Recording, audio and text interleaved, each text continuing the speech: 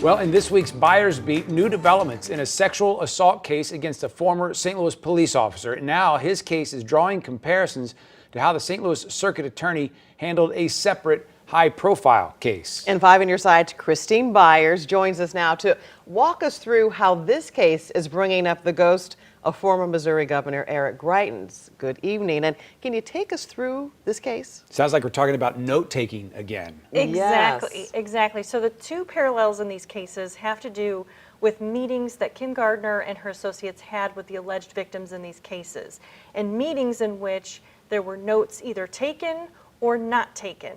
And the defense for both of those victims want those notes because they are considered evidence in these cases. And they think significant evidence. What hinges on these notes? Exactly. So in this particular case that happened, that is being resolved this week, there was a woman who was accusing a former St. Louis officer of a sexual assault from 2015.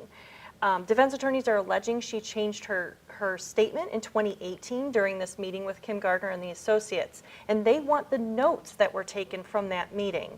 Now, Kim Gardner and her associates have denied taking notes during the meeting, but a civil attorney for the victim said that each of them had a notepad and a writing utensil in this meeting.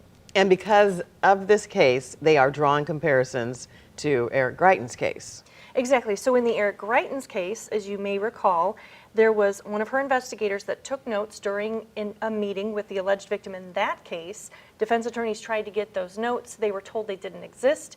A video later proved that, in fact, there were notes.